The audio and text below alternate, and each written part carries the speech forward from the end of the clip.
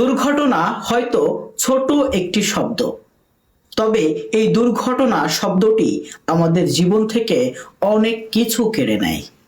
অনেক সময় তো আমাদের শখের জীবনটাও কেড়ে নেয়। এই দুর্ঘটনা শুধু যে এক উপায়ে ঘটে তা না, দুর্ঘটনা বিভিন্ন উপায়ে ঘটে।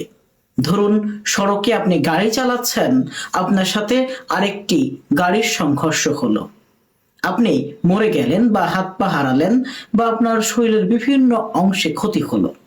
এমনকি আপনি সড়ক দিয়ে যাচ্ছেন, আপনি নিজেই পড়ে গেলেন। দুর্ঘটনা ঘটতে পারে গ্যাসে, পানিতে, আগুনে, বিদ্যুতে সহ বিভিন্নভাবে। এক কথায়, যে ঘটনার মাধ্যমে আমাদের মানব দেহের ক্ষতি হয়, সম্পদ নষ্ট হয় এবং হঠাৎ করে আসে, এই সব কিছুই দুর্ঘটনা।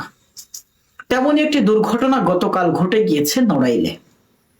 আমারই একজন ছোট ভাই, নাম মেহেদি, বয়স 20 থেকে সর্বোচ্চ 22 বছর বা এর থেকে কমও হতে পারে।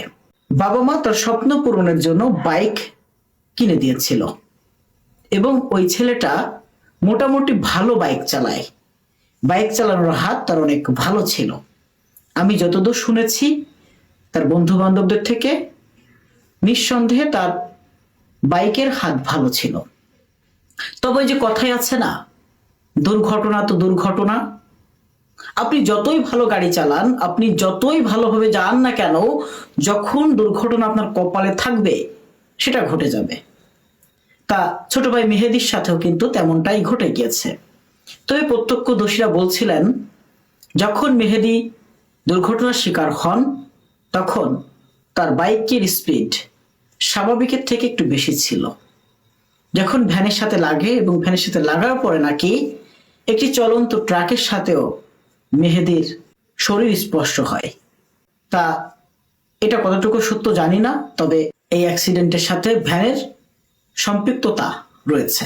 বিষয় হলো, এই যে বাবা মা সন্তানকে বাইক কিনে দিল, তার শখ পূরণের জন্য হোক, তার কাজের জন্য হোক, যে কোনো কারণেই হোক, এই বাইক যখন ঘাতক হলো, এখন ওই মায়ের মনের অবস্থা কি, বাবার মনের অবস্থা কি, আমরা কি কেউ এটা বুঝতে পারবো? বুঝতে পারছি না। আর এই যে চলে গেল মেহেদি কম বয়সে, তার বন্ধু বান্ধবরা আসলে কি ভাবছে এখন? তা এই যে বললাম, দুর্ঘটনা সম্পদ কেড়ে নেয়, না হলে আমাদের শরীরের কিছু অংশ কেড়ে নেয়, না হলে আমাদের জীবনকে এমন ভাবে অতিষ্ঠ করে দেয় যে আমরা ভুলতে পারি না। তা এই যে মেহেদির বাবা মা কোনোদিন কি ভুলতে পারবে তাদের সন্তানের স্মৃতিগুলো? পারবে না। আমাদের সড়কে চলতে হবে। মানুষ হিসাবে যখন পৃথিবীতে এসেছি, অবশ্যই আমাদের কাজের তাগিদে হোক, যে কোনো বিষয় হোক, বাহিরে বের হতেই হবে। তবে আমাদের দৈনন্দিন কাজের মধ্যে আমাদের একটু সতর্ক থাকতে হবে। আল্লাহ যদি আমাদের সাথে খারাপ কিছু রাখে, আমরা কোনোদিন ঠেকাতে পারবো না, তবে আমরা সচেতন হতে পারি। ধরুন, আপনার দুরারোগ্য রোগ হয়েছে, এখন আপনি বসে থাকলেন, ওই রোগের জন্য যে ওষুধ সেটা খেলেন না, ভাবলেন ঠিক হয়ে যাবে, ঠিক হয়ে যাবে। আদৌ কি ঠিক হবে? হবে না তো।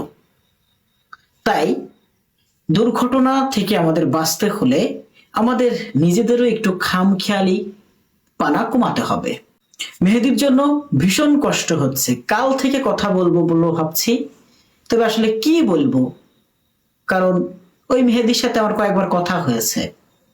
তাকে আমি আগে থেকে চিনি, কম বয়স, সে চলে গেল না ফেরার দেশে পাড়ি দিয়ে। কি বলবো তাকে নিয়ে? কষ্ট লাগে না? কষ্ট তো অবশ্যই লাগছে। তা এটা হচ্ছে বিষয়। তাই আমরা চাই না আর কোনো মেহেদি আমাদের থেকে চলে যাক, আর কোনো মেহেদির মা বাবা তাদের আদরের সন্তানকে হারাক।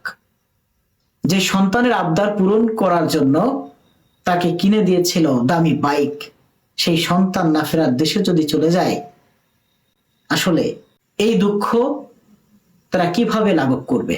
মেহেদির মা বাবাকে সান্ত্বনা দেওয়ার ভাষা আমার জানা নেই। তবে যারা সড়কে গাড়ি চালান বা চালাবেন, তারা একটু সতর্ক হবেন, একটু আশপাশ দেখবেন, একটু সামনে দেখবেন, হঠাৎ করে এক এক জায়গায় ঢুকিয়ে দিবেন না। এমনকি রাস্তায় আর একজন যে গাড়ি চালাচ্ছে, ধরুন ভ্যান, অটো, বাস, ট্রাক, যাই হোক না কেন, আপনার মনে রাখতে হবে সেও কিন্তু ভুল করতে পারে।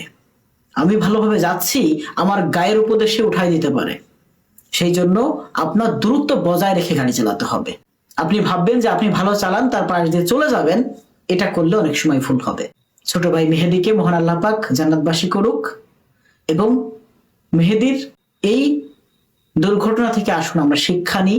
আল্লাহ পাক আমাদের সবাইকে সঠিক বুঝ দান করুক, এবং দুর্ঘটনা যে হঠাৎ করে ঘটে যেতে পারে, এই ভয় থেকে আসুন আমরা একটু সতর্ক হই, সাবধান হই, তারপর সড়কে গাড়ি চালাই।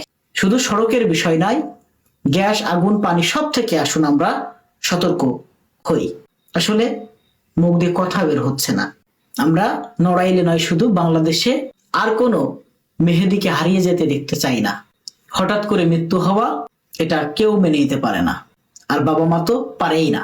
সবাই মেহেদীর জন্য দোয়া করবেন এবং নিজেরা সতর্ক হবেন। আমি আব্দুল হামিদ শেখ আজ দুঃখ ভারাক্রান্ত মন নিয়েই বিদায় নিচ্ছি। আল্লাহ হাফেজ। আসসালামু আলাইকুম।